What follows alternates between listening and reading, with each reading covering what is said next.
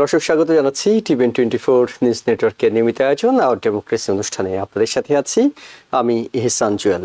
America, Bangladesh সহ বিশ্বের বিভিন্ন দেশে আজকে দিনের উল্লেখযোগ্য ঘটনা প্রবাহ বিশ্লেষণ করি আমরা এই অনুষ্ঠানে। শুরুতেই আমরা একটু দেখে আসতে চাই বিশ্বজুড়ে আলোচিত খবরগুলো। আজ রাতে জাতির উদ্দেশ্যে ভাষণ দেবেন প্রেসিডেন্ট ডোনাল্ড ট্রাম্প। স্ট্যান্ড সময় রাত 9টায়, অর্থাৎ আর 1 ঘন্টা পর হোয়াইট হাউস থেকে সরাসরি এই ভাষণ সম্প্রচার করা হবে।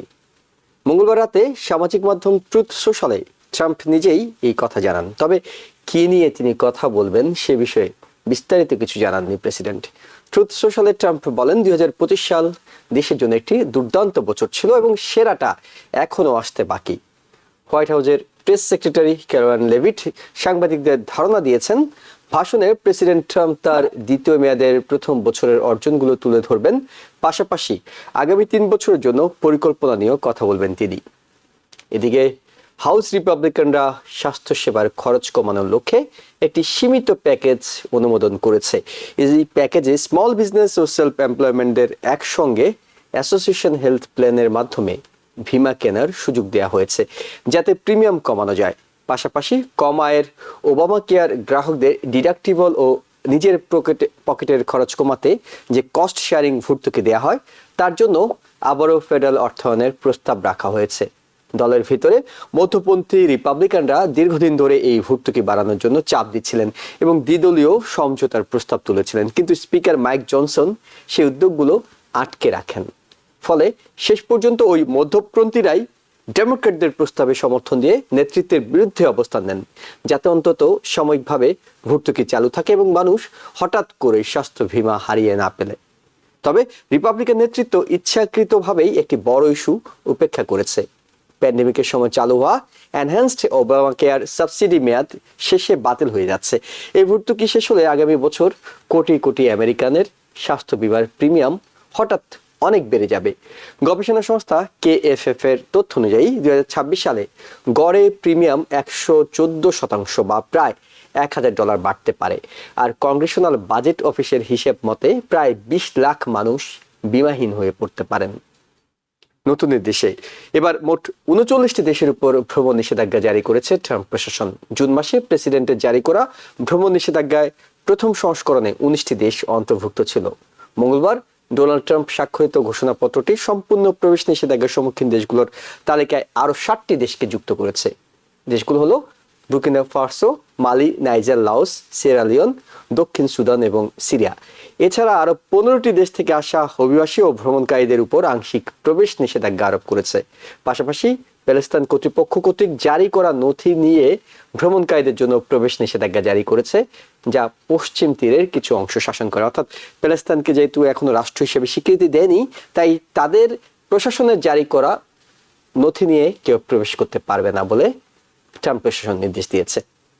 এদিকে ন্যাটো প্রধান মার্ক রুটে বলেছেন, প্রতিরক্ষা খাতে জিডিপির 5% ব্যয় করার অঙ্গীকার ডোনাল্ড ট্রাম্পের সবচেয়ে বড় পররাষ্ট্রনীতি সাফল্য। তার মতে ট্রাম্পের চাপের কারণেই ন্যাটো এখন আগের যে কোনো সময়ের চেয়ে শক্তিশালী হয়েছে এবং এটি ন্যাটো ও ইউক্রেন উভয়ের জন্য ইতিবাচক। রুটে সতর্ক করেছেন, আগামী 5 বছরের মধ্যে রাশিয়া ন্যাটো মিত্রদের উপর হামলা চালাতে পারে। তবে রাশিয়ার প্রেসিডেন্ট ভ্লাদিমির পুতিন এই আশঙ্কাকে মিথ্যে ও ভিত্তিহীন বলে উড়িয়ে দিয়েছেন। ইউক্রেন যুদ্ধ প্রসঙ্গে পুতিন বলেছেন, রাশিয়া কূটনীতির মাধ্যমে লক্ষ্য অর্জন করতে চায়, কিন্তু তা ব্যর্থ হলে সামরিক পথেই তথাকথিত ঐতিহাসিক ভূমি দখলের চেষ্টা চালিয়ে যাবে। সবশেষে বাংলাদেশ প্রসঙ্গ। ভারতের কাছে আগামী নির্বাচন নিয়ে কোনো উপদেশ চায় না বাংলাদেশ। বুধবার বাংলাদেশের পররাষ্ট্র মন্ত্রণালয়ের সাংবাদিকদের এই কথা বলেছেন দেশটির পররাষ্ট্র উপদেষ্টা তৌহিদ হোসেন। এর আগে এদিন দিল্লিতে বাংলাদেশের হাইকমিশনার রিয়াজ হামিদুল্লাহকে তলব করে ভারতের পররাষ্ট্র মন্ত্রণালয়। সেখানে কি কথা হয়েছে জানতে চাইলে পররাষ্ট্র উপদেষ্টা বলেন, বাংলাদেশি হাইকমিশনারকে ডেকে আগামী জাতীয় নির্বাচন নিয়ে নসিহত করেছে ভারত। তিনি জানান, নির্বাচন কেমন হবে তা নিয়ে প্রতিবেশীদের উপদেশ চায় না ঢাকা। পররাষ্ট্র উপদেষ্টা প্রশ্ন তুলেন, আওয়ামী লীগ আমলে প্রহসনের নির্বাচন দেখে নিশ্চুপ থাকা ভারতের উপদেশ সম্পূর্ণ অগ্রহণযোগ্য। অন্যদিকে একই দিনে জুলাই ঐক্যের march to Indian high commission থেকে আধিপত্যের ষড়যন্ত্রের বিরুদ্ধে আওয়াজ তুলেছেন বক্তারা। ওদিকে বুধবার দুপুরে নিরাপত্তা শঙ্কায় সাময়িকভাবে ঢাকার ভারতীয় ভিসা সেন্টার বন্ধ করে দেওয়া হয়েছে। এইসব বিষয়গুলো নিয়ে আলোচনা করব। আজকের আলোচনায় আমাদের সাথে যুক্ত হচ্ছেন সাউদার্ন ইউনিভার্সিটি অব ব্যাটন রুজের ইংরেজি বিভাগের সাবেক চেয়ারম্যান প্রফেসর ডক্টর মুনির মুস্তফা আলী এবং শিক্ষাবিদ ও রাজনৈতিক বিশ্লেষক শেখ আল মামুন। আপনাদের দুজনকে স্বাগত জানাচ্ছি আলোচনায়। আমরা দর্শকদের কিছুটা ধারণা দিয়েছি কোন কোন বিষয়গুলো নিয়ে আমরা আলোচনা করতে পারি। তারপর প্রফেসর ডক্টর মুনির মুস্তফা আলী, আপনার কাছে যাই, সেটি হলো প্রেসিডেন্ট ডোনাল্ড ট্রাম্প ভাষণ দেবেন। কি ভাষণ দেবেন এটি এখন স্পষ্ট নয়, তবে তিনি যে ইঙ্গিত দিয়েছেন আরো অনেক ভালো অপেক্ষা করছে আগামী 3 বছর। সেই অনেক ভালোটা কতটা ভালো হতে পারে বলে আপনার কাছে মনে হচ্ছে? আপনাকে ধন্যবাদ জুয়েল সাহেব, মামুন সাহেবকে শুভেচ্ছা। আজকে উনি কি বক্তব্য দেবেন এটা আমরা জানি না, কোনো নিউজ পেপারও কিছু বলতে পারিনি। তবে কেউ অনুমান করেছে যে ওনার যে অ্যাচিভমেন্ট গত 1 বছরে সেটার কথা উনি বলবেন। যেমন আপনি বললেন যে এবং ভবিষ্যতে যে আর উনি যে 3 বছর আছেন, এই 3 বছরে আর কি করবেন তার একটা ফিরিস্তি দেবেন তিনি। আমরা জানি যে ট্রাম্প নিজেকে সর্বকালের শ্রেষ্ঠ প্রেসিডেন্ট হিসেবে মনে করেন। কাজেই আমরা আশা করতে পারি যে উনি আজ যেটা বলবেন সেটা একটা মানে কি বলবো, একটা গোলাপি একটা পিকচার উনি দিবেন আর কি। কিন্তু আমরা যেটা জানি যে আসলে ট্রাম্পকে তো ধরা হয় ইকোনমিক প্রেসিডেন্ট, মানে উনি বিজনেসম্যান এবং ইকোনমি ওনার আমলে খুব ভালো থাকবে এটাই সবাই আশা করে আর কি। কিন্তু যেহেতু ইকোনমিটা এমন একটা অনিশ্চয়তার ভিতর দিয়ে যাচ্ছে যে ইকোনমিটা এখনো স্টেবল থাকলেও এটা যে কোনো মুহূর্তে ভেঙে যেতে পারে, এরকম একটা আশঙ্কা। এবং এই সমস্ত আশঙ্কার কারণে উনি খুব আনপপুলার হয়ে গেছেন ইদানিং। বিভিন্ন পোলে আমরা দেখতে পাই যে উনি ভীষণ একজন আনপপুলার প্রেসিডেন্ট। এই যে দেখেন যে বিলগুলো, এই যে আপনি একটা বিলের কথা উল্লেখ করেছেন, এই যে স্বাস্থ্য খাতে যে এটা ওবামা কেয়ার, সেই ওবামা কেয়ারটা এক্সপায়ার হয়ে যাচ্ছে at the end of this month. এবং সেটা এক্সপায়ার হয়ে গেলে সেটাকে যদি রিনিউ না করা হয়, যে গভর্নমেন্ট থেকে যে ভর্তুকিটা দেওয়া হয় সেটা রিনিউ না করলে মানুষের আপনার এই প্রিমিয়ামটা আপনি নিজেই উল্লেখ করেছেন যে 100%-এর উপরে চলে যাবে, মানে 14% বেড়ে যাবে, প্রায় $1,000 প্রতি বছর, $1,000 মতো বেড়ে যাবে। হ্যাঁ, তো এই সমস্ত কারণ প্লাস আমি আশঙ্কা করছি যে কিছু কিছু জিনিস আছে, যেমন দেখেন ভেনেজুয়েলায় ওখানে একটা যুদ্ধের আশঙ্কা কিন্তু দেখা যাচ্ছে। হ্যাঁ, ট্রাম্প নিজেই যুদ্ধ ঠিক হবে না, একতরফা হবে বিষয়টা। কাল বলেছেন যে মানে উনি ভেনেজুয়েলার কাছে, ভেনেজুয়েলা যা যা আমেরিকার কাছ থেকে চুরি করেছে, যেমন তেল চুরি করেছে, এবং উনি এটা উল্লেখ করেছেন যে স্থানও নাকি চুরি করেছে। কারণ ভেনেজুয়েলা কি স্থান চুরি করেছে আমেরিকা থেকে আমি ঠিক জানি না, তো সেগুলোকে রিগেইন করতে হবে। তো আমার মনে হয় এই সমস্ত জিনিসই উনি হয়তো বলবেন। একটা জিনিস হয়তো হতে পারে যে আপনার এই যে ইউক্রেন রাশিয়া যে যুদ্ধ বন্ধের ব্যাপারে তার একটা প্রচেষ্টা আছে, সেই প্রচেষ্টাটা অনেকটা সফল হতে যাচ্ছে বলে আমরা যেটা ধারণা করতে পারছি। সেটাকে উনি টাউট করতে পারেন যে উনি মানে কতগুলো যুদ্ধ তিনি বন্ধ করেছেন সেই বিষয়টিও তিনি আনতে পারেন। উনি ওয়ারের বিপক্ষে এবং উনি সাকসেসফুলি এই ওয়ারটা হয়তো বন্ধ করতে যাচ্ছেন আর কি। আর একটা জিনিস উনি যেটা খুব ভালোবাসেন সেটা হচ্ছে নিজেকে ওই ডেমোক্রেটিক প্রেসিডেন্টের সাথে তুলনা করা। হ্যাঁ, তো উনি তো বলে থাকেন যে এই যুদ্ধটা হতো না উনি যদি প্রেসিডেন্ট থাকতেন। এই যুদ্ধটা বাধার পিছনে আমাদের যে প্রিভিয়াস প্রেসিডেন্ট বাইডেন, তার একটা কন্ট্রিবিউশন আছে। এটা তো আপনি বিশ্বাস করেন নিঃসন্দেহে যে তিনি যদি প্রেসিডেন্ট থাকতেন তাহলে ইউক্রেন রাশিয়ার যুদ্ধটা হতো না। এটা উনি বিশ্বাস করেন এবং সেইগুলো উনি বিশ্বাস করেন না। আপনি বিশ্বাস করেন কিনা, মানে আসলে কি হতো? না, আমি তো বিশ্বাস করি না। এটা তো না, আমি সেটা বিশ্বাস করতে যাবো কেন? এটা তো পাগলেও বিশ্বাস করবেন না। এটা তো আমরা সবাই জানি যে এ ব্যাপারে বাইডেনের কোনো হাত ছিল না। যুদ্ধটা না হোক এটা সবাই চেয়েছে, ইউরোপিয়ান ইউনিয়ন চেয়েছে, আমেরিকা চেয়েছে, কিন্তু পুতিন ডিটারমিন্ড ছিল সে ইউক্রেন অ্যাটাক করবে এবং সেটা করেছে। আসল ব্যাপারটা হলো পুতিন যদি ডিসাইড করে কোথাও সে অ্যাটাক করবে, সে ওই আমেরিকান প্রেসিডেন্ট কে থাকলো এতে কিছু আসে যায় না। ওই সময় যদি আপনার ট্রাম্পও যদি প্রেসিডেন্ট হতো, আমার মনে হয় না যে ট্রাম্প তাকে থামাতে পারবে। আমি একটু তাহলে এই প্রসঙ্গে একটু ক্রেডিট নেওয়ার চেষ্টা করেন, সেই ক্রেডিটটা উনি হয়তো নেবেন এবং সেই ক্রেডিটটা উনি যখন ক্রেডিট নেন তখন আমার মনে হয় ওনার ওই যে কি বলবো, মানে ওনার আনন্দটা আর একটু বেড়ে যায় যখন উনি ওই ডেমোক্রেটিক প্রেসিডেন্টের সাথে নিজেকে তুলনা করেন। Okay. হ্যাঁ, আমি তো একটু সেটাই শেখেল মামুন আমার আপনার মনে কাছে হয় যাই, আমরা সেগুলোই দেখবো এই প্রসঙ্গে আজকে। যাই একটু যে প্রফেসর মনির মোস্তফা আলী বলছিলেন যে ট্রাম্প থাকলে ওই যুদ্ধটা হতো, মানে ইউক্রেন রাশিয়া যুদ্ধটা, কিন্তু অনেক রাজনৈতিক বিশ্লেষকরা বলছেন যে আমেরিকা যদি সে সময় উস্কানি না দিত কিংবা প্রশ্রয় না দিত কিংবা তাদেরকে এই ধরনের একটা আশ্বাস না দিত ইউক্রেনকে যে তোমাদের পিছনে আমরা আছি, তাহলে আসলে ইউক্রেন এতটা গৌরত্ব না ন্যাটোতে যোগ দেওয়ার, এবং ন্যাটোতে যদি ইউক্রেন যোগ না দেওয়ার ঘোষণা দিত কিংবা আশা প্রকাশ না করতো, তাহলে তো আসলে পুতিন আক্রমণ করতেন না। আপনার কাছে কি মনে হয় যে প্রেসিডেন্ট ট্রাম্প থাকলেও কি এই যুদ্ধটা হতো? Look, আপনি যদি হিস্টোরিক্যালি চিন্তা করেন যে 1991-এ the collapse of the Soviet Union, it's not like একদিনের ঘটনা এটা যে পুতিন এটাকে অ্যাটাক করছেন। It's like তাদের রেস, তাদের যে সেই যে এম্পায়ার, যে Soviet is one of the biggest country in the whole world right now, এবং তারা যে লুজ করছে অনেকগুলো স্টেট এবং ভাসাল স্টেট বলেন যেটাই বলেন, it's part of them. Ukraine আসলে যদি আপনি চিন্তা করেন তাদের লিঙ্গুইস্টিক, তাদের culture, everything is let's say 70 to 80% are very connected. যদিও এখন Ukraine is independent country, they have every right to decide to যেখানেই তারা জয়েন করতে চায়, ন্যাটোতে হোক, ইউরোপিয়ান ইউনিয়নে হোক, কিন্তু ultimately they feel Russia is feel kind of they're part of them. So এই যে তাদের মনোভাব রয়ে গেছে, এটার থেকে কিন্তু পুতিন কখনোই বেরিয়ে আসতে পারেনি, এবং ওয়েস্ট কিন্তু এটাকে খুব বেশি রেসপেক্ট করে না। যে what, Soviet Union was empire once upon a time, সে হয়তো ভেঙে গেছে, ইউক্রেন পার্ট অফ ইউর সঙ্গে আসছে, কিন্তু still we do not push so close. তার কারণ রাশিয়াকে রেসপেক্ট করা উচিত, তার কারণ Russia is super power, they have the nuclear warhead, they have all the sophisticated arms and everything.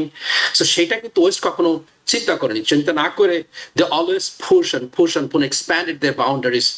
আমরা জানি যে লাটভিয়া, এস্তোনিয়া, অনেক ওইগুলো স্টেটগুলো পার্ট অফ ইউরোপিয়ান ইউনিয়ন, ন্যাটোর অন্তর্ভুক্ত হয়েছে, এবং ইউক্রেনকেও তারা ন্যাটো এবং ইউরোপিয়ান ইউনিয়নের পার্ট করার জন্য কিন্তু আমেরিকা এবং ইউরোপিয়ান ইউনিয়ন খুব মানে they're ready. এই কারণেই কিন্তু রাশিয়া হ্যাজ টু আলটিমেটলি, তার কারণ আপনি যদি চিন্তা করেন ইউক্রেনের ক্যাপিটাল থেকে শুরু করে আপনার রাশিয়ার capital Moscow, it's not that fur. So they feel like they're very close to European, NATO is extremely close to them. So এবং তারা they feel threatened.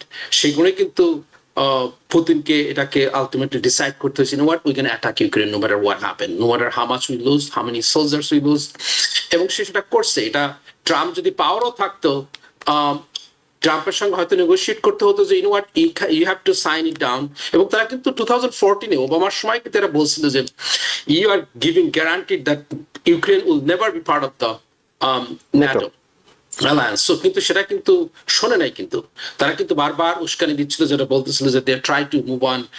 সেখানে যদি American soldier, American spy apparatus সেখানে ইনস্টল করা হয়, it's against Russian interest, Russian, so সেখানে Russia অবশ্যই attack করবে এবং এটা করছে। এবং পুতিন, ট্রাম্প থাকলেও no matter how close they are, they're big different, এবং Putin is very very very smart comparing to Trump in terms of the geopolitics.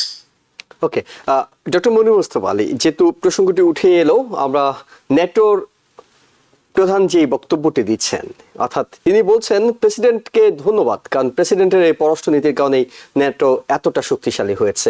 President ন্যাটোকে নির্বাচিত হওয়ার পর ন্যাটোকে আক্রমণ করছিলেন, ইউরোপের দেশগুলোকে আক্রমণ করছিলেন, তাদের পররাষ্ট্রনীতি নিয়ে কথা বলছেন, তাদের সামরিক নীতি নিয়ে কথা বলছেন।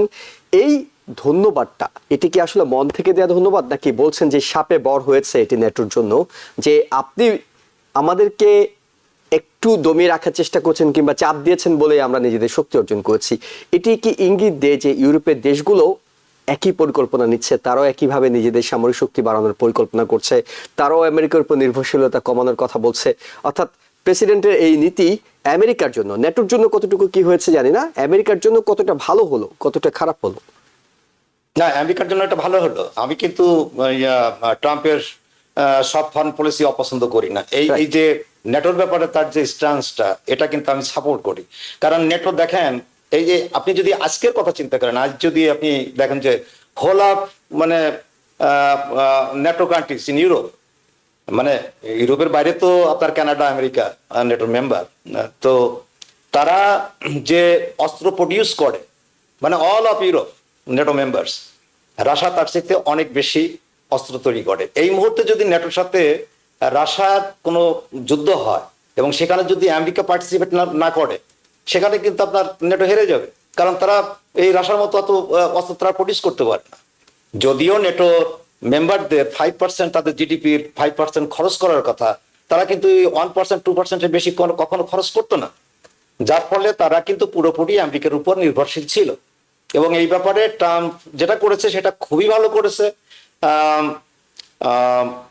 আপনার নেটোর সেক্রেটারি জেনারেল সে মন থেকে বলুক আর যা থেকেই বলুক, আমার তো মনে হয় যে মন থেকে বলাই উচিত, কারণ তাদের যে ডিফেন্স, তাদের ডিফেন্স তো তাদেরকেই ঠিক করতে হবে। তারাই মানে যুগের পর যুগ এই আমেরিকার উপর নির্ভর করে থাকবে, এটা তো হয় না। হ্যাঁ, কাজেই তারা যে 5% পর্যন্ত প্লেস করেছে, প্লেস তো আগেও করেছে, কিন্তু কখনো তো খরচ করেনি। শুধু প্লেসের মধ্যে থাকলেই চলবে না, তাদের কিন্তু ওই জিডিপির 5% খরচ করা উচিত এবং তাদের ডিফেন্স ক্যাপাবিলিটিস বাড়ানো অত্যন্ত প্রয়োজনীয়। তারা যদি মনে করে যে রাশিয়ার একটা এক্সপানশনিজম একটা আছে, আপনার আকাঙ্ক্ষা আছে, এই জন্য আমি এই যে আপনার আগের প্রশ্নে আমি বলতে চেয়েছিলাম যে পুতিন কিন্তু আপনার তার আগে যারা রাশিয়ার প্রেসিডেন্ট ছিল, তারা যে ভুলটা করেছে আপনার এই যে আমেরিকার পড়ে, ডিপ্লোমেসিতে পড়ে তারা যে সোভিয়েত ইউনিয়নটা ছিল, সোভিয়েত ইউনিয়নটা ভেঙে গেল। আজ আমরা নেটোর কথা বলছি, দেখেন ওয়ারশার কথা কিন্তু আমরা একদম পুরো ভুলে গেছি। মানে নেটোর এগেনস্টে যে ওয়ারশা প্যাক্ট নামে আর একটা ছিল, সামরিক একটা জোট ছিল, সেটা কিন্তু আমরা এখন আর বলি না, কারণ সেটা তো নেই।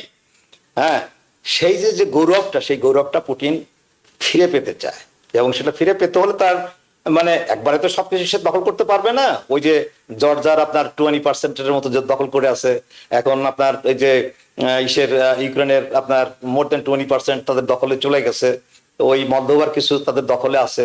হ্যাঁ, এরকম করে আস্তে আস্তে সেই রাশিয়ার পূর্বের যে একটা গৌরব, সেই গৌরব তারা ফিরে পেতে চেষ্টা করবে। এবং আমি তো মনে করি যে এরপরে পুতিন চলে যাওয়ার পরে যে প্রেসিডেন্ট আসবে, ওই পুতিনের কোনো পটিজি হয়তো প্রেসিডেন্ট হবে। কাজে এই সমস্ত কথা চিন্তা করি, এটা যে নেটোর অজানা বা ইউরোপিয়ান ইউনিয়নের অজানা, এটা তো ঠিক না। তারা জানে যে তাদের একটা আকাঙ্ক্ষা আছে, তারা সেই পূর্বের গৌরবে ফিরে যেতে চায়। কাজে তাদের এই ডিফেন্স বাজেট বাড়ানোটা তাদের মঙ্গলের জন্যই উচিত। এবং যদি তারা মনে করে যে ট্রাম্প এ ব্যাপারে সে ফোর্সিবলি হোক আর যেভাবে হোক তাদেরকে বাধ্য করেছে, হ্যাঁ, সেজন্য তাকে ধন্যবাদটা অন্তর থেকে দেওয়াই উচিত, কারণ এটা তাদের জন্য মঙ্গলকর। জি, সেকাল মাউন্ট সেটি হলো যে তারা তাদের বরাদ্দ বাড়ায়নি, বাজেট বাড়ায়নি নেটোর সদস্যভুক্ত অন্য দেশগুলো, কারণ প্রয়োজন হয়নি। তাদের সঙ্গে আমেরিকার মতো মহাশক্তিশালী একটি দেশ আছে। এখন প্রয়োজন হয়েছে, কারণ আমেরিকা বলেছে তোমাদের বরাদ্দ বাড়াও, বাজেট বাড়াও, এবং আমেরিকা বলছে তোমরা স্বনির্ভর হও।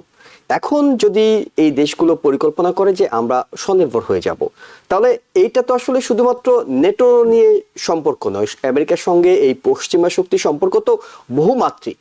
এবং সেসব জায়গায় এই দেশগুলো যদি স্বনির্ভর হতে শুরু করে, তখন এখন যেমন আমেরিকার কথায় উঠে বসে, তখন কি আর সেটি সম্ভব হবে? অর্থাৎ এই স্বনির্ভরতা আমেরিকার জন্য সবসময় কি আসলে কল্যাণই বয়ে আনবে, নাকি এটি আমেরিকার জন্য একসময় আমেরিকার পররাষ্ট্রনীতির জন্য কোনো কোনো ক্ষেত্রে হুমকিও হতে পারে?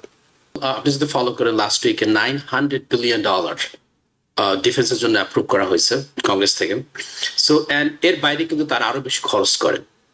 সো এটার সঙ্গে যদি ম্যাচ করে আপনি যেটা বলতেছেন যে স্বনির্ভর, ইট tax A lot of time. তার কারণ আমেরিকার যে রিসার্চ সিস্টেম, যে ধরনের ডিফেন্স রিসার্চ, এখানে কিন্তু ইউরোপিয়ান ইউনিয়নের বিসাইড জার্মানি এবং ফ্রান্স, এই দুইটা বাদ দিলে আর কোনো কান্ট্রি কিন্তু they don't have the mechanism to build like this kind of heavy machinery, artillery, heavy tank, missile defence systems. So এগুলো কিন্তু it's not simply making guns and bullets, this are very sophisticated system. এবং এটা আপনি যেটা বলতেছেন বললেই হবে না, কিন্তু হ্যাঁ, but they have to be ready. They need to maybe, তারা হয়তো আমেরিকার সঙ্গে জয়েন্ট ভেঞ্চারে কোনো কিছু, তাদের যে বিএ সিস্টেম আছে বা ইউরোপিয়ান ইউনিয়নের যে রিসার্চ সিস্টেম আছে, তারা একসঙ্গে কাজ করে they could produce something. Ultimately their tax money has to come to the system, এবং এই সিস্টেমের মাধ্যমে more people will be employed এবং দে উইল বি রেডি এটা হচ্ছে আমেরিকার মেইন পলিসি। কিন্তু আমি আনফর্চুনেটলি এটা লাইক করতেছি না, যেটা যে আমেরিকার ডিফেন্স কে কাট করতে হবে। America is going broke frankly, এটা কিন্তু ইটস নট এ জোক। আপনি যদি আপনার বাজেটে 20% স্পেন্ড করেন for paying to the interest on debt, this is a problem. এখানে এখানে কিন্তু লুকোচুরির আর কিছুই নেই। সো আপনি স্বনির্ভর হন বা আরো এক্সপ্যান্ড করেন, no matter what you have to do it. তার কারণ Russia is a huge country. Russia যদি মনে করে, you know what, I'm going to take over the Latvia, Estonia, those 3 small countries, এবং সেখানে তাদের নেইবারিং কান্ট্রিগুলো যদি তাকে ডিফেন্স না করতে পারে, তখন দ্য ন্যাটোর যে alliance is gonna be questionable. এখানে সেখানে অবশ্যই ইউরোপিয়ানকে তাদেরকে রেডি থাকতে হবে। তার মানে এই না যে they gonna be completely independent out of the loop of United States. That's quite impossible. I don't see this within next 50 to 100 years. It's not going to happen. আর আপনি যেটা বলতেছিলেন যে হ্যাঁ, তাদের বন্ধু আমেরিকা আছে, কিন্তু বন্ধু আমেরিকা থাকা মানে it takes time sometimes to provide all those strategic arms and all those thing. কিন্তু এগুলো ইনস্টলেশন করার জন্য, এগুলোকে ইউটিলাইজ করার জন্য, এগুলোকে প্রডিউস করার জন্য প্রত্যেকটা দেশেরই কিন্তু রেসপন্সিবিলিটি থাকা উচিত। এটাই কিন্তু এখন হচ্ছে, এটা হওয়া উচিত ছিল অনেক আগের থেকে। So definitely we give thanks to Trump for this kind of things. জি, প্রফেসর মনির মুস্তফা আলী, আমরা একটু স্বাস্থ্য বীমা নিয়ে কথা বলতে চাই। এটি 216-211 ভোটের ব্যবধানে এটি পাশ হয়েছে খুব সীমিত আকারে, এবং এইখানে রিপাবলিকানরা শেষ পর্যন্ত তাদের দলের সিদ্ধান্তের বাইরে গিয়ে ডেমোক্রেটদেরকে সমর্থন দিয়েছে। আপাতত কিছুটা সুরক্ষা হলো। আমরা যখন কথা বলছি তখন প্রেসিডেন্ট ট্রাম্পের গ্রহণযোগ্যতা 39% নেমে এসেছে, যেটি গত ডিসেম্বরেও অর্থাৎ গত বছর 41% ছিল, অর্থাৎ এটি নামছে, ক্রমাগত নামছে। রিপাবলিকানরা দলের সিদ্ধান্তের বাইরে যাওয়া শুরু করেছে, কিংবা অনেকে তাদের আগামী মিডটার্ম নির্বাচনের কথা ভাবছে যে জনগণের কাছে তো তাদেরকে যেতে হবে। শেষ পর্যন্ত এই স্বাস্থ্য বীমা দিয়ে আপাতত রিপাবলিকানদের কিছুটা মুখ রক্ষা হলেও আপনার কাছে কি মনে হয় যে সামনের দিনগুলোতে আজকে প্রেসিডেন্ট যদি আরো কঠোর বক্তব্য রাখেন, বিশেষ করে একটি বিষয় হয়তো আমরা এড়িয়ে গেছি, তার বক্তব্যে অন্যতম একটা বিষয় উঠে আসতে পারে, অভিবাসন নীতিতে তিনি কতটা কড়াকড়ি করছেন, এবং এটি নিঃসন্দেহে তার একটি বড় সাফল্য যে বর্ডারটা তিনি সিল করে দিয়েছেন, বর্ডারের সর্বনিম্ন রেকর্ড মানুষ প্রবেশ করার সুযোগ পেয়েছে। তো সেই একটা জায়গায় গিয়ে আজকে তিনি ভাষণ দেবেন, আপনার কাছে কি মনে হয় রিপাবলিকান দলের নীতি নির্ধারক কিংবা অন্যরা তার উপর কোনো চাপ তৈরি করতে পারবে কিনা যে আপনি একটু মধ্যপন্থা অবলম্বন করুন, যাতে মধ্যবর্তী নির্বাচনে আমরা একটু উতরে যেতে পারি? সেটা কতটা করতে পারবে আমি জানি না, তবে সেটা করা তো উচিত। যদি মানে যেভাবে চলছে আর কি, তাতে তো এইভাবে চলতে থাকলে তো মিড টার্মে একেবারে ভরাডুবি হবে রিপাবলিকানদের। আর আপনি যেটা বলছেন যে হেলথ কেয়ার যে বিলটা পাস হয়েছে হাউসে, এবং ওই ওবামা কেয়ার এক্সটেনশনের ব্যাপারে যে কয়েকজন রিপাবলিকান ডেমোক্র্যাটদের সাথে যোগ দিয়েছে, তারা কিন্তু আসলে যে সমস্ত ডিস্ট্রিক্টে আপনার কমলা হ্যারিস জিতেছিল সেই সমস্ত ডিস্ট্রিক্টের এরা, হ্যাঁ, এরা তো মানে অনেকটা ডেমোক্রেটিক ডিস্ট্রিক্ট বলতে পারেন আর কি। সেখানে এদেরকে টিকে থাকতে হলে এবং এদেরকে রিইলেক্টেড হতে হলে এটা করা ছাড়া কোনো উপায় নেই। এটা এমনও হতে পারে যেটা মানে সিনসিয়ারিটির পরিবর্তে এরা রাজনৈতিকভাবে একটা স্টান্স নিয়েছে, কারণ তারা তাদের ডিস্ট্রিক্টে জানে যে এখানে যদি আমরা এই ধরনের স্টান্স না নিই তাহলে তারা হয়তো আমাদেরকে ভোট দেবে না। হ্যাঁ, তবে যেটা মানে রিপাবলিকানদের এই যে ওবামা কেয়ারের ব্যাপারে আর কি, অ্যাফোর্ডেবল কেয়ার অ্যাক্ট যেটা আর কি, এই ব্যাপারে তাদের যে একটা, আমি কি বলবো, একটা চুলকানি বা একটা মানে আমি জানি না কোন শব্দটা ইউজ করলে ঠিক হবে এখানে, যে এটাকে তারা সহ্য করতে পারে না। কিন্তু তোমরা যদি এটাকে সহ্য না করতে পারো, এর একটা অল্টারনেটিভ তোমরা এতদিন যাবত বের করতে পারলে না। হ্যাঁ, আমার কথা হচ্ছে তারা একটা মানে অ্যাফোর্ডেবল কেয়ার অ্যাক্টের এগেনস্টে তারা একটা বিল টিল করে, তাদের তো সুযোগও ছিল, তাদের প্রেসিডেন্সি ছিল, তাদের হাউস ছিল, তাদের সিনেট ছিল, সেরকম একটা করে ওটাকে রিপ্লেস করলে চলতো। তারা রিপ্লেসও করতে পারে না, আবার সেটাকে তারা এক্সটেন্ডও করতে চায় না। এটা তাদের জন্য যে খুব একটা মানে ইলেকট্রাল পলিটিক্স যে খুব একটা সাহায্য করবে আমি সেটা মনে করি না। তাদের এটা যত তাড়াতাড়ি সম্ভব এটাকে তাদের একটা, ওই যে আপনি যেটা বললেন আর কি, যে ট্রাম্পের একটা মধ্যপন্থা অবলম্বন করতে হবে, তা নাহলে তাদের মিড টার্মে ভরাডুবি হবে। আর যে বিলটার কথা আপনি বললেন, বিলটা তো হাউসে পাস হয়েছে, সিনেটে Senate-এ হয়তো যাবে। আপনার ইসের আগে, নিউ ইয়ার্স এর আগে হয়তো তারা সিনেট এটা তুলবেও না। হ্যাঁ, কাজে দেখা যাবে যে জানুয়ারির 1 তারিখে হু হু করে মানুষের যেটা আপনি আগে প্রথম আপনার ইন্ট্রোডাকশনই বলেছেন যে $1000 উপরে প্রিমিয়াম বেড়ে যাবে, হ্যাঁ, এটাকে হয়তো শেষ পর্যন্ত রক্ষা করা যাবে না। যদি নাকি পরে ওইটাকে আবার এক্সটেন্ড করে হয়তো, আমার যেটা মনে হয় সেটা ওই নিউ ইয়ার্সে হয়তো জানুয়ারির ফার্স্ট উইকে ওটা হয়তো আবার এক্সটেন্ড হবে। সেটা 3 বছরের জন্য হবে কিনা আমি ঠিক জানি না, সেটা এক্সটেন্ড হবে। জি, শেখাল মামুন, যদি এই বিষয়ে কিছু যোগ করতে চান, অর্থাৎ যে স্বাস্থ্য সীমা ওবামা কেয়ার থেকে শুরু করে সীমিত আকারে যেটি পাশ হয়েছে, এটি আসলে কতটা ইতিবাচক হলো, কতটা সংকট সামনে অপেক্ষা করছে? Well, it approved in the House with a very, very thin margin. যেখানে আমরা জানি যে মাইক লল আর আমাদের নিউ ইয়র্কের রিপ্রেজেন্টেটিভ, যেটা সে আগে ডেমোক্রাট ছিল, এখন রিপাবলিকান ওন করলো ওই সিট থেকে কমল হ্যারিসের সময়। তারপরে নিউ জার্সি থেকে ভ্যান জোন্স। তো এরকম কয়েকটা seat there at risk. So এবং আমরা জানি যে রিপাবলিকান পার্টি কংগ্রেসে house majority is very very very slim, এবং তারা যদি কিছু না করে they gonna lose it, they gonna lose the house again. কিন্তু the House could pass, but ultimately the decision is going to come to the Senate, upper chamber যেটা বলা। এবং সেখানকার House majority জন থুন বলছে, you know what, it's going to simply go to the filing to the committee and that's it. It's not going to go to the voting. It's not going to go to any kind of debate, nothing. That's it. So it looks like it's not going to go anywhere. এবং Republican Party ultimate philosophy is that আপনি যদি go back, they want to cut, they want to cut, they want to cut, they want to block everything. So এটাই তারা করছে। দেখেন Trump last 1 বছরে কি পরিমাণ কাট করছে, জব হোক, ফেডারেল গভর্নমেন্ট থেকে হোক, স্টেট গভর্নমেন্ট থেকে, এডুকেশন থেকে হোক, they destroy all different kind of apparatus. So they will pay the price in mid term, and after the mid term if they wake up, তখন হয়তো তারা কিছু একটা করবো। কিন্তু জানুয়ারি ফেব্রুয়ারিতে we do not see anything, এবং যেহেতু এখানে Trump is not going to run for the second time and he is not qualified to run for the third time, so আমার মনে হয় না Trump is going to push hard enough to do something with the Senate so they could pass. Ultimately, premium is going to go up for the Affordable Care Act. ওখানে যারা অনেক লোক, they will lose the insurance, they will not be able to afford it, they have to go to the simply emergency room in the long run.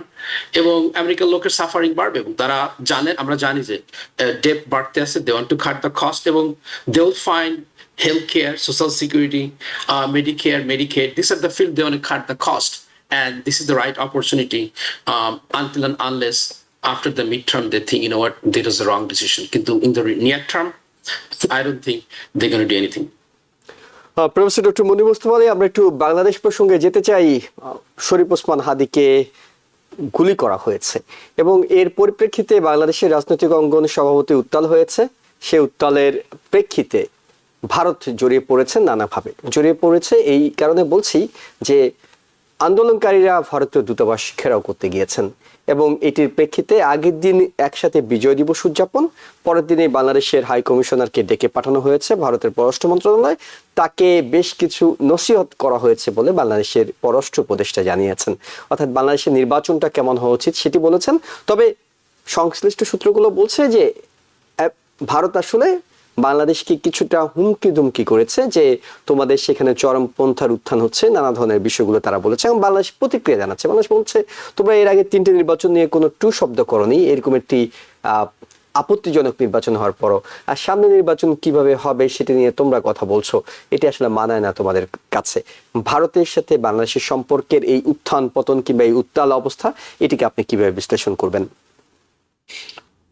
এটা তো আমি ভালো হওয়ার কোনো সম্ভাবনা দেখছি না, কারণ এটা তো সেই আপনার এই যে ইদানিং যে কথাটা হয়েছে, সম্ভবত হাসনাত আব্দুল্লাহ বলেছে যে 7 সিস্টার্স এর ব্যাপারে একটা কথা বলেছে যে ভারত যদি আমাদের ব্যাপারে নাক গলায় তাহলে আমরা ওই 7 সিস্টারে আমরা কি বসে থাকবো, তো তাদের যে সেপারেটিস্ট আছে তাদেরকে আমরা, মানে যেহেতু ভারত এই যে আওয়ামী লীগের পলিটিশিয়ানদের শেল্টার দিচ্ছে আর কি, হ্যাঁ, তার বিপরীতে আমরা যে ভারতের যে সেপারেটিস্ট গ্রুপ আছে তাদেরকে শেল্টার দেবো, যেটা কিন্তু খালেদা জিয়ার শাসন আমলে যেটা আমরা দেখেছি, মানে খুব আজগুবি না বিষয়টা, খুব আজগুবি না যে ঢাকার গুলশানে বোধহয় থাকতো। তো এই যে হুমকি দামকি, এটার জন্য তো আসলে সম্পর্ক কি বাড়ার মতো না। আর আমি মনে করি যে এই ধরনের হুমকি দামকি না দেওয়াই ভালো।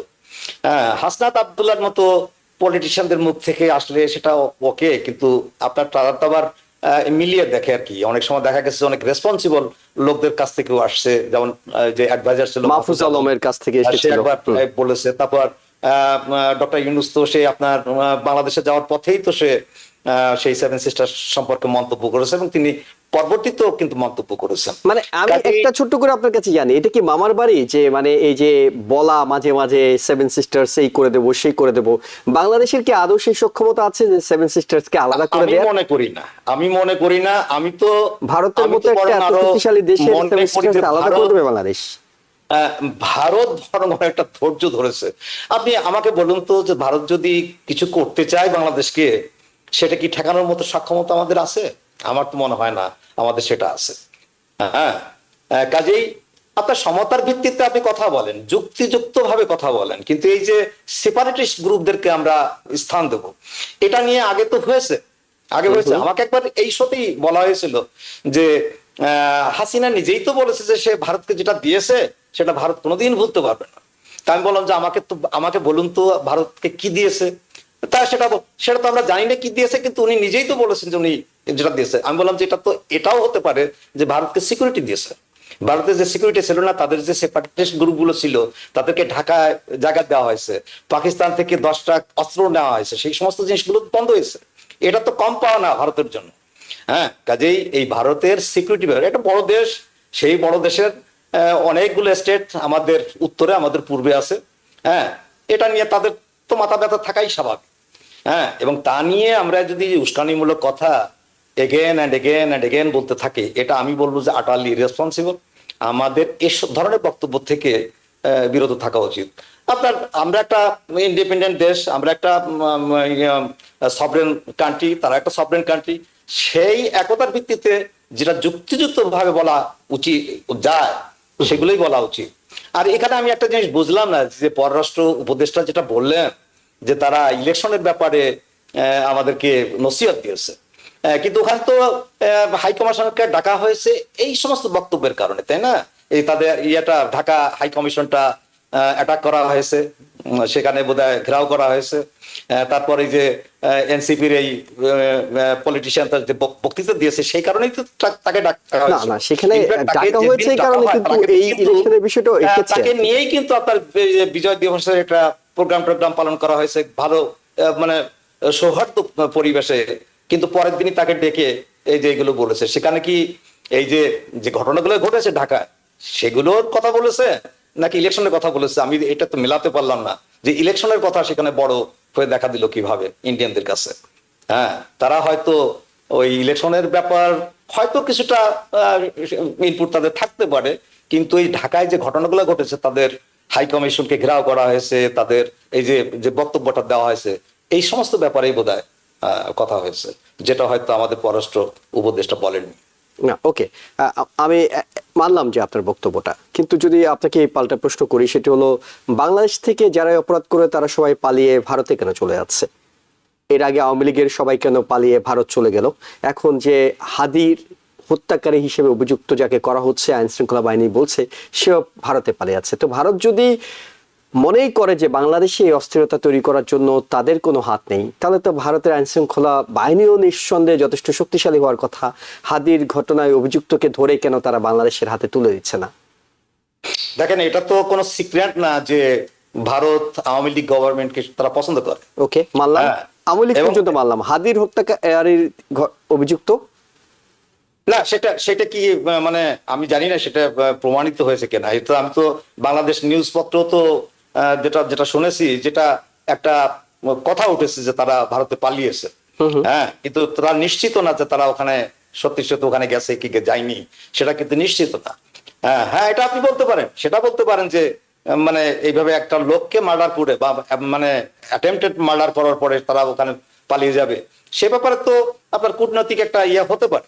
হ্যাঁ, সেখানে হয়তো দেখেন মানে হাসিনার শেল্টার বা আওয়ামী লীগের বড় বড় নেতাদের শেল্টার, আর এই যে একটা লোক একটা পলিটিশিয়ানকে গুলি করে সে ওখানে যাবে, তাকে শেল্টার দেওয়া হবে ইন্ডিয়ায়, দুটো কিন্তু ভিন্ন জিনিস। হ্যাঁ, এটাকে কেউ সাপোর্ট করবে না, এবং এই ব্যাপারে হতে পারে, মানে দুই সরকারের মধ্যে কথাবার্তা হতে পারে যে তোমরা এবং- এই এবং ধরনের লোককে যারা সেটা ক্ষোভ করবে। প্রকাশ করছেন তারা হয়তো এই ল্যাঙ্গুয়েজে করাটা ঠিক হয়নি। আমরাও মানি যে একেবারে এই সেভেন সিস্টারকে আলাদা করে দেব, মানে আমাদের হাতে সেই ক্ষমতা নেই। সেটাই, এটা সেটাই। এটা এক ধরনের রাজনৈতিক বক্তব্য। তার কথা শুনে কেউ সেভেন সিস্টারকে আলাদা করার জন্য, এটি কোনো ফিতা নয় যে কেটে দেওয়ার জন্য গিয়েছে। কিন্তু মূল যে বিষয়টি সেটা হলো যে ভারতের ব্যাপারে এই ক্ষোভের তরিটা, সেটি কি ভারত ফিল করতে পারছে বলে আপনার কাছে মনে হয়? যে জুলাই অভ্যুত্থানের সময় ভারতের ব্যাপারে যে এক ধরনের ক্ষোভ তৈরি হয়েছে, তোমরা এদেরকে 15টা বছর ধরে তাদের সব নির্বাচনকে তোমরা একেবারে প্রত্যয়ন করে গেছো, তাদের সব নির্বাচনকে তোমরা সম্মতি দিয়ে গেছো, তাদেরকে রক্ষা করেছো, তারপর তারা পালিয়ে যাওয়ার পর সেখানে আশ্রয় দিয়েছো, এখনো তোমরা এই ধরনের ঘটনাগুলো ঘটাচ্ছ। যারা জুলাই যোদ্ধা হিসেবে পরিচিত কিংবা এই বিপ্লবের সঙ্গে জড়িত, তাদেরকে তোমরা দিনে দুপুরে গুলি করে আর ঘটনার সঙ্গে জড়িত হচ্ছে, তাহলে কি ক্ষোভটা তৈরি হবে না? সেটা আমি এখানে আপনার প্রশ্নের জবাবে এটা বলবো যে বাংলাদেশের যে বড় বড় পলিটিক্যাল পার্টিগুলো আছে তাদেরও কিন্তু একটা সমঝোতামূলক একটা স্ট্যান্স নেওয়া উচিত। যেমন ধরেন, মানে বাংলাদেশে তো দুটো পার্টি অল্টারনেটিভলি গভর্নমেন্টে আসে, আইদের আওয়ামী লীগ আসে অথবা বিএনপি আসে। এখন দেখেন বিএনপির আমলে ভারতের সাথে কি হয়েছে, এই আপনি যদি প্রিভিয়াস গভর্নমেন্টের কর্মকাণ্ড দেখেন, তারা কিন্তু সেই সেপারেট গ্রুপকে ঢাকায় আশ্রয় দিয়েছে, আপনার পাকিস্তান থেকে সেই 10টা এনেছে। এবং এখানে তো সেই পার্টিটার সেই যে স্ট্যান্সটা, ভারতের সাথে যদি সেই পার্টির একটা সম্পর্ক গঠন করতে হয়, তাহলে পার্টি তো সেই ধরনের একটা একটা একটা স্ট্যান্স নিতে হবে। হ্যাঁ, সেটা কি আমরা দেখতে পাচ্ছি? হ্যাঁ, তো তো এখন আমি যেটা বলতে চাইছি সেটা হলো, অন্যায়ভাবে হোক, ন্যায্যভাবে হোক, অন্যায্যভাবে হোক, ভারতের একটা প্রিফারেন্স আছে এবং সেই প্রিফারেন্সটা হলো আওয়ামী লীগ। হ্যাঁ, এবং তারা হয়তো মনে করে যে আওয়ামী লীগ গভর্নমেন্টে থাকলে আমাদের কোনো ঝামেলা নাই, আমাদের এই কোনো সেপারেটিস্ট গ্রুপ ওখানে যেতে পারবে না, আমাদের আমাদের আভ্যন্তরীণ যে আইন শৃঙ্খলা সেটা কোনো মানে আউটসাইড কোনো ইন্টারভেনশন হবে না। এই সমস্ত কারণ আছে এখানে। যে আমি যেটা বললাম যে আমাদের যে বড় পলিটিক্যাল পার্টিগুলো আছে, আমি যেটা মনে করি যে ভারত আমাদের প্রতিবেশী, একেবারে মানে নেক্সট ডোর নেইবার, এবং বিশাল একটা দেশ। তাদের সাথে আমাদের যুদ্ধ ভাব নিয়ে আমরা কোনোদিন আমি মনে করি না যে আমরা টিকতে পারবো। হ্যাঁ, তাতে আমাদের ঝামেলাটা আরো বাড়বে, আমাদের এই দুর্দশা আরো বাড়বে।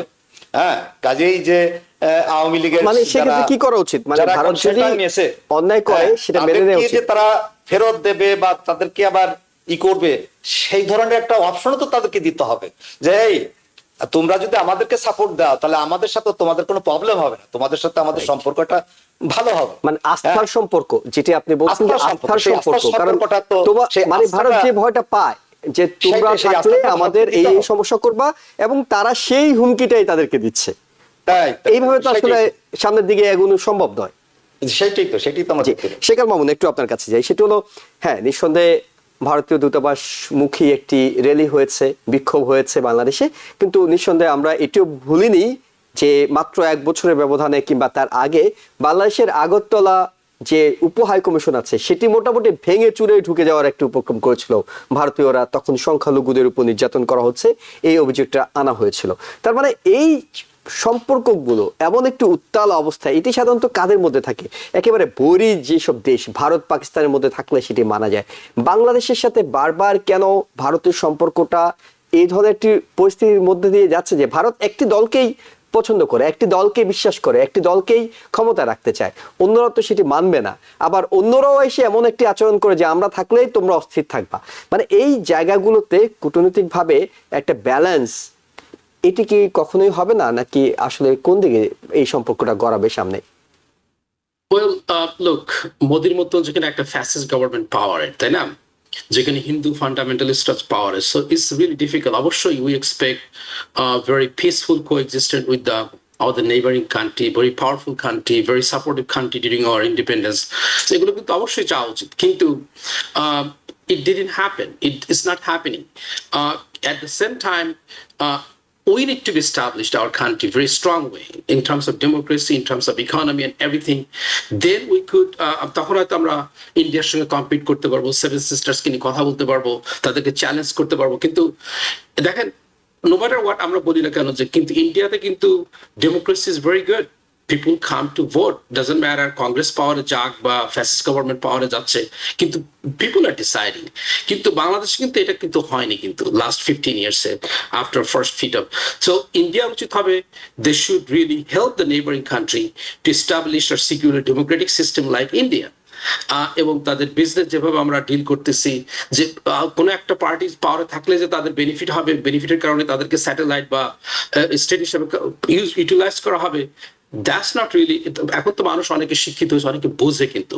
সো এটা কিন্তু তারই পরিপ্রেক্ষিতে কিন্তু যে আপনার যে আগস্ট হয়েছে, তাই না, রেভলিউশন হয়েছে, মানুষ তো অনেক কিছু বুঝে। আমরা এখন পড়ে, বাইরে থাকুক ভিতরে থাকুক, সবাই জানে যে what kind of policy India is taking against Bangladesh, বা বাংলাদেশের লোকের কি ধরনের বেনিফিট হবে বা হতে যাচ্ছে, বা কি ধরনের প্রবলেম ফেস করবে। So people knows this things. So সেই সবগুলো চিন্তা করলে, even though Bangladesh is a small country এই মুহূর্তে, তাই না, কিন্তু people are getting very educated, very smart. তা আমরা সারা পৃথিবীর বিভিন্ন পলিটিক্স ফলো করতেছি, বিজনেস ফলো করতেছি। সো এইভাবে টিট ফর ট্যাট করে, that's not the right neighbouring attitude. It's not help either of us. আমরা চাই না যে বাংলাদেশে কোনো প্রকারের জঙ্গি, কোনো প্রকারের অঙ্গ সংগঠন থাকুক, এর কারণে ইন্ডিয়ার সঙ্গে আমাদের সম্পর্ক খারাপ হোক। We don't any of this. কিন্তু we need the proper democracy in Bangladesh. There's no doubt about this. With the proper democracy, hopefully we'll have a better relationship with the India, and both of will be better off. Not treat us like, we give the independence this country, therefore we could do whatever we want. No, that's not the way you should think. এটা হইছে অনেক বছর আগে, যেটাই হইছে, whatever happens, but we're an independent country. Respect us, and we should also respect you. Do not do anything that be harmful to your neighboring country. ওকে, শেখাল মামুন, শেষ প্রশ্ন আপনার কাছে রাখি। সেটা হলো যে আমাদের পররাষ্ট্র উপদেষ্টা, বাংলাদেশের পররাষ্ট্র উপদেষ্টা, তিনি বলছিলেন যে ভারতের মুখে মানায় না নসিহত, ইলেকশন কিভাবে হবে বাংলাদেশের, এটি মানায় না। কারণ যেটি হয়তো মুনীর মুস্তফা আলী বলছিলেন যে হ্যাঁ, তারা এইবার বলেছে কিনা হাই কমিশনার কমিশন না, কিন্তু তারা পররাষ্ট্র মন্ত্রণালয়ের বিভিন্ন বিবৃতিতে বলছে যে একটা ইনক্লুসিভ নির্বাচন তারা চায়, একটা সুষ্ঠু নির্বাচন চায়, নানা ধরনের বিষয়গুলো। বাংলাদেশ এখন সেটি মানতে নারাজ, কারণ বাংলাদেশ বলছে তোমরা এর আগে যে পাপের অংশীদার ছিল, সেই নৈতিক জায়গা থেকে তোমাদের মুখে এটা মানায় না। আসলে কি মানায় না, নাকি বাংলাদেশ ওভার রিয়েক্ট করছে বলে আপনার কাছে মনে হয়? বাংলাদেশি যে সিজন পলিটিশিয়ান, যেগুলো ডিপ্লোম্যাট, এদেরকে কথাবার্তা তো অবশ্যই অনেক একই সেন্টেন্স আপনি বিভিন্নভাবে বলতে পারেন যে look, Bangladesh is independent country. Previously তোমরা তো তিনটা গভর্নমেন্ট দেখছো, তোমরা you didn't say anything, but thanks for your advice. We'll look into this. Hopefully Bangladesh is going to go into the right direction. But যদি কোনো প্রকার খারাপ কিছু দেখো বা কিছু হয়, we'll discuss in the future. But right now Bangladesh is going in the right direction. They're going to have a very multi-party system. Politics is taking place. They're going to be people who's going to vote. So এভাবে সুন্দর করে বলা উচিত, তাকে টেক্কা দিয়ে না বলে। তার কারণে this is a caretaker government. This is not a one of the political party came to the power. They have the support from the people. এই ধরনের কোনো কিন্তু এখনো হয়নি। সো এ ব্যাপারে তা আমাদের যারা ডিপ্লোম্যাট আছে, they should be more careful not to offend somebody. সম্ভবত তিনি তো আসলে ডিপ্লোম্যাট, মানে সাবেক পররাষ্ট্র সচিব ছিলেন, তিনি কোনো পলিটিক্যাল পার্সন নয়। তারপর তিনিও একটু লাইন ছাড়া হলেন। সম্ভবত তার পদত্যাগের একটি দাবি উঠছে যে তিনি ঠিকমতো কাজ করছেন না, সেটিকে হয়তো তিনি সামাল দেওয়ার জন্য এইসব ভাষা ব্যবহার করতে পারেন। তবে কূটনীতিকরা কূটনীতির ভাষায় কথা বলাটাই সবচেয়ে বেটার। তারা পলিটিশিয়ানদের মতো কথা বলতে গেলেই ভারসাম্যটা নষ্ট হয়। এবং ভারতের সঙ্গে যেটি প্রফেসর ডক্টর মুনীর মুস্তফা আলী বলছিলেন যে আমরা চেঞ্জ করতে পারবো না আমাদের নেইবার, সো আমাদেরকে আসলে একটা সুসম্পর্কের মাধ্যমে এগিয়ে যেতে হবে, সম্মানের, একেবারে সম্মানের সাথে সম্পর্ক রাখতে হবে। যে তুমি চাইলে আমার দেশে যা ইচ্ছা করবা, আমি সেটা মানবো না, তবে তোমার জন্য আমি নিরাপত্তার ঝুঁকি তৈরি করব না, এমন একটা আস্থা বাংলাদেশে যারাই সরকারে আসুক তাদেরকে দিয়ে আসলে এগিয়ে যেতে হবে। আমরা আলোচনার সময় শেষ হয়ে গেছে। আপনাদের দুজনকে ধন্যবাদ জানাচ্ছি আপনাদের মূল্যবান মতামত এবং সময়ের জন্য। একই সঙ্গে দর্শক যারা দেখছিলেন সবাইকে ধন্যবাদ জানিয়ে আজকের মতো শেষ করছি। আগামীকাল রাত 8টায় আবারও আওয়ার ডেমোক্রেসি দেখার আমন্ত্রণ জানিয়ে শেষ করছি। ভালো থাকবেন।